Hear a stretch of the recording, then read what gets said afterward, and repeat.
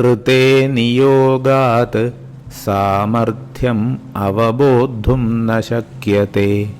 ഒരു ജോലി ഏൽപ്പിക്കാതെ കഴിവ് വിലയിരുത്താൻ കഴിയില്ല. കാരണം ഒരു ജോലി അമൂർത്തമായ കഴിവിനെ മൂർത്തമായ പ്രകടനത്തിലേക്ക് വിവർത്തനം ചെയ്യുന്നതിനാവശ്യമായ സന്ദർഭം നൽകുന്നു. ഇത് ആത്മനിഷ്ഠവും പക്ഷപാതപരവുമായ വിധിന്യായത്തിനു പകരം വസ്തുനിഷ്ഠമായ വിലയിരുത്തലിന് വഴിയൊരുക്കുന്നു. ഉക്തം സുകൃതബീജം ഹി സുക്ഷേത്രേഷു മഹാഫലം.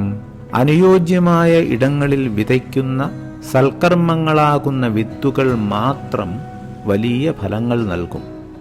നമ്മുടെ പരിശ്രമങ്ങളും വിഭവങ്ങളും സദ്ഗുണങ്ങളും ലക്ഷ്യബോധത്തോടെ, കാരുണ്യത്തോടെ, ധാർമ്മികതയോടെ ഏറ്റവും അർത്ഥവത്തായ ശാശ്വതമായ ഗുണങ്ങൾ പ്രദാനം ചെയ്യുന്ന തരത്തിൽ ഉപയോഗപ്രദമാക്കുന്നതിനെയാണ് ഇത് സൂചിപ്പിക്കുന്നത്.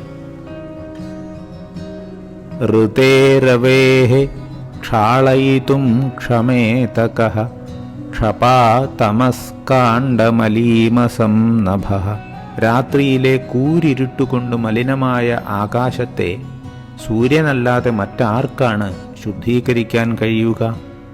അന്ധകാരത്തെ മറികടക്കാനുള്ള പ്രകാശത്തിൻ്റെ അതുല്യമായ ശക്തിയെപ്പോലെ അജ്ഞത, നിരാശ, തിന്മ എന്നിവയെ മറികടക്കാനുള്ള സത്യത്തിൻ്റെയും പ്രത്യാശയുടെയും പുണ്യത്തിൻ്റെയും ശക്തിയെയാണ് ഇതിലൂടെ ഊന്നിപ്പറയുന്നത്. ഋജൂനാം ജായത്തെ സ്നേഹഃ സഹവാസാദ് രിപുഷ്വപി. സഹവാസത്തിലൂടെ നേരുള്ളവർ ശത്രുക്കളോടുപോലും സ്നേഹം വളർത്തിയെടുക്കുന്നു. സൗഹൃദത്തിലൂടെയോ അടുത്തടുത്തായി ജീവിക്കുന്നതിലൂടെയോ ജീവിതം പങ്കിടുന്നതിലൂടെയോ നേരുള്ളവർക്കും സദാചാരബോധമുള്ളവർക്കും അവരുടെ ശത്രുക്കളോടുപോലും സ്നേഹം വളർത്തിയെടുക്കാൻ കഴിയും. കാരണം സഹവർത്തിത്വം അബദ്ധധാരണകളെ തകർക്കുന്നു, സഹാനുഭൂതി വളർത്തുന്നു, പരസ്പരം പങ്കിടുന്ന മനുഷ്യത്വം വെളിപ്പെടുത്തുന്നു.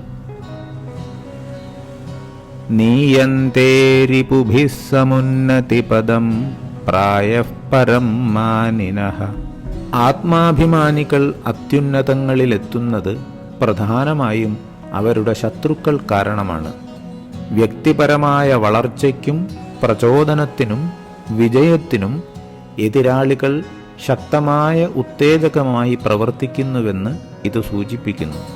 കാരണം സുഹൃത്തുക്കൾ അവഗണിക്കുന്ന ബലഹീനതകളെ ശത്രുക്കൾ പലപ്പോഴും ഉയർത്തിക്കാട്ടുന്നു. ഇത് പ്രതികാര നടപടികളേക്കാൾ തങ്ങളുടെ കഴിവുകൾക്ക് മൂർച്ച കൂട്ടാനും നേട്ടങ്ങളിലൂടെ തങ്ങളുടെ മൂല്യം തെളിയിക്കാനും അവസരമൊരുക്കുന്നു.